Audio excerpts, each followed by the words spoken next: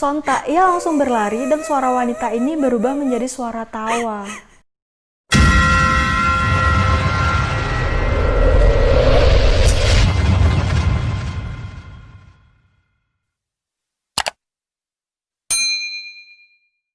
Halo guys, welcome back to my channel si Mada. Terima kasih sudah klik video ini, dan Mada ucapin selamat datang untuk kalian yang barusan bergabung di video ini, dan terima kasih juga untuk kalian yang masih stay tune di channel ini. Dan di kesempatan kali ini Mada akan bercerita tentang sebuah jembatan, namanya Jembatan Cincin, yang berada di Jatinangor, Kabupaten Subang. Beratus tahun Belanda menjajah bangsa kita, ada banyak peninggalan Belanda yang hingga kini masih berdiri di tanah air ini. Sayangnya, banyak dari bangunan-bangunan Belanda yang kini sudah tidak terawat hanya menyisakan kesan mengesankan sekaligus menyeramkan. Seperti yang terjadi pada Jembatan Cincin ini. Sebuah jembatan yang menghubungkan dua desa, yaitu Desa Cikuda dan juga Desa Cisaladah, Kecamatan Jatinangor, Kabupaten Sumedang. Jembatan ini dibangun pada tahun 1917 oleh Staatspoorwegen, sebuah perusahaan kereta api milik pemerintah Belanda. Dan saat pemerintahan Belanda, jembatan ini difungsikan untuk menghubungkan dua wilayah, yaitu Tanjung Sari dan juga Ranca Ekek, guna mempermudah pengangkutan masyarakat dan juga hasil bumi, yaitu tanaman karet. Dan sampai kini pun Jembatan Cincin ini masih digunakan untuk akses menghubungkan dua desa tersebut. Jika kita mengingat pembangunan di zaman penjajahan Belanda, kita tidak akan lupa dengan yang disebut Romusa, atau kerja paksa di zaman penjajahan Belanda terhadap pribumi. Para pribumi kala itu tanpa mendapatkan upah untuk memenuhi hasrat para pemimpin untuk membangun infrastruktur. Bukan hanya tidak mendapatkan upah saja, tetapi para Romusa ini juga tidak sedikit yang harus merenggang nyawa karena kelaparan maupun juga penyiksaan. Termasuk pada saat pembangunan Jembatan Cincin. Lain Belanda, lain pula Jepang. Nippon yang mulai menduduki bumi pertiwi ini pada tahun 1942 hingga 1945 membawa dampak besar bagi kehidupan pribumi. Dan tidak terkecuali Jembatan Cincin ini. Rel kereta yang terdapat di Jembatan Cincin ini dibongkar dan dipindahkan ke Banten untuk pembangunan jalur kereta Saketibaya yang desas-desusnya kaya akan batu bara. Tak ayal, hanya pondasi jembatan tanpa rel kereta yang tersisa hingga kini. Jembatan yang memiliki 11 tiang dan 10 lekukan seperti cincin ini, tak ayal banyak menelan korban jiwa. Maka tak heran jika Jembatan Cincin ini disangkut pautkan dengan hal-hal yang berbau mistis. Lokasi pemakaman yang berada tepat di bawah Jembatan Cincin ini makin memperkuat cerita urban legend yang sebelumnya sudah tersebar di kalangan warga yang tinggal di sana. Sekilas tak ada yang aneh dengan jembatan ini. Udara yang segar dan pemandangan yang indah terlihat jelas jika kita berada di atas jembatan ini. Karena Jembatan Cincin ini tepat dibangun di tengah lahan persawahan milik warga sekitar. Bukan hanya keindahan alamnya, bahkan konstruksi bangunan yang berdiri kokoh, indah, kuat, menemukan rasa kagum bagi siapapun yang melihatnya. Namun, semua ini hanya bisa dirasakan pada siang hari. Akan tetapi, lain halnya jika malam hari. Mungkin hanya segelintir orang yang berani untuk melewati jembatan ini. Dan dipastikan mereka adalah orang-orang yang tidak tahu cerita urban legend di balik keindahan jembatan tersebut pada malam hari. Ada sebuah tangisan bayi dan juga sosok wanita yang kerap menemani mereka-mereka yang memberanikan diri untuk melewati jembatan ini. Mungkin kalian tertarik untuk melewati jembatan ini pada malam hari sendirian? Bisa berasa uji nyali kali ya. Dan menurut warga sekitar, sosok perempuan yang menampakkan dirinya sekelebat wujudnya itu dianggap sebagai penghuni jembatan. Yang konon menurut cerita turun-temurun di desa itu, sang wanita ini meninggal dengan cara melompat dari jembatan itu karena merasa malu sebab ia hamil di luar nikah. Bahkan pasangan lelakinya pun enggan untuk bertanggung jawab. Bang, cowok-cowok kayak gini. Mada gak boleh ngomong kotor. Sosok wanita ini kerap menampakkan wujudnya kepada warga yang melintas di jembatan ini pada saat malam hari. Bukan hanya itu saja, Sosok wanita mistis ini juga sering meminta bantuan kepada masyarakat untuk mencarikan si lelaki yang tidak mau bertanggung jawab ini.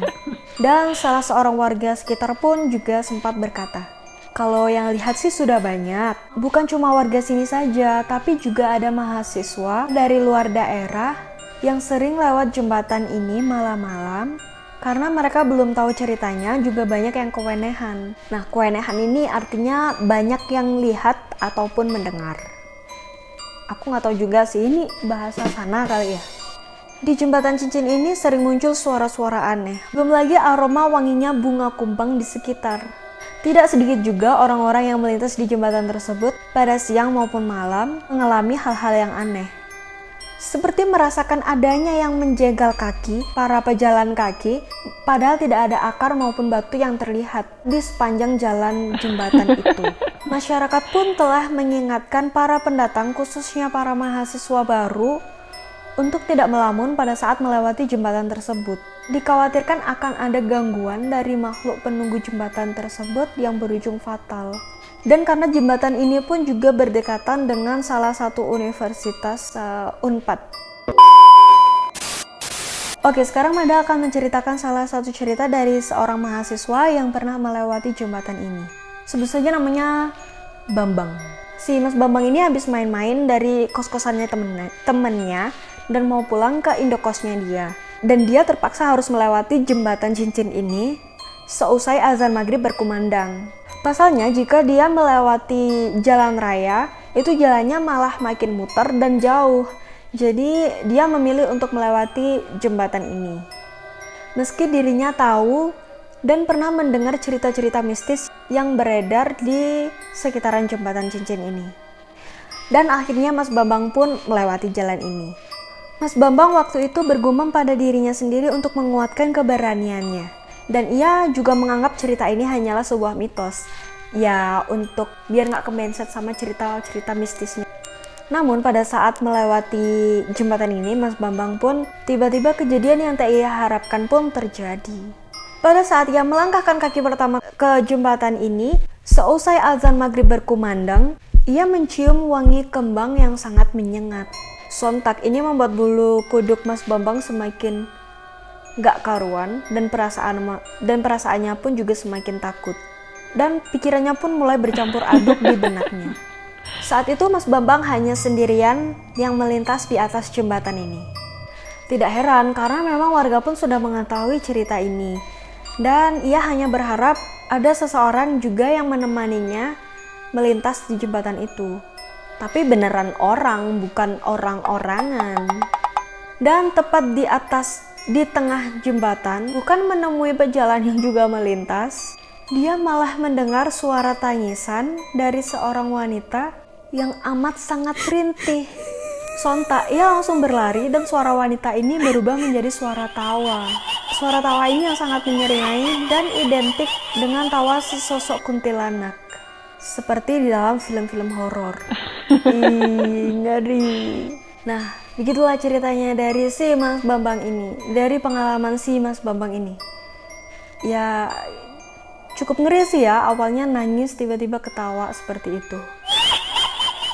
Di balik keindahan jembatan Belanda yang terlihat sangat megah, ditambah dengan pemandangan perkebunan juga persawahan yang begitu asri, ada beberapa makam yang menambah kesan angker jika hari mulai senja. Makam ini tepat berada di bawah jembatan. Menurut masyarakat sekitar, makam ini adalah makam keramat, yaitu makam seorang tokoh yang dikenal pada zamannya, yaitu Mbah Jamrong. Nah, mungkin kalian ada yang bertanya, siapa sih Mbah Jamrong itu? Dan mungkin kalian juga berpikir, oh mungkin si Mbah Jamrong ini kan yang mengganggu para pejalan kaki. Tapi jawaban itu bukan. Salah. Dari keterangan sejarah yang didapat dari masyarakat sekitar, sosok Mbah Jamrong bukanlah sosok yang jahat. Bukan pula sosok yang kerap mengganggu. Namun, sosok Mbah Jamrong ini adalah seorang tokoh masyarakat sekitar yang taat akan ajaran agama Islam. Mbah Jamrong merupakan sosok seorang ahli ibadah dan ia kerap mengajak masyarakat sekitar untuk beribadah dan memeluk ajaran Islam pada zamannya. Meski makam tokoh agama terletak di sekitaran jembatan, Namun, tak ada yang tahu siapa nama sebenarnya dari Mbah Jamrong ini. Bahkan tak ada yang tahu juga tentang kelahiran dan kapan Mbah Jamrong ini meninggal. Karena mungkin sangat minimnya informasi pada saat itu dan ceritanya juga tidak seturun-menurun semistis si jembatan cincin ini. Oke, sekian cerita dari Mada tentang jembatan cincin ini. Gimana menurut kalian? Apakah kalian ada yang pernah mengalami sesuatu dengan jembatan ini? Silahkan komen di bawah. Dan terima kasih telah menonton video ini.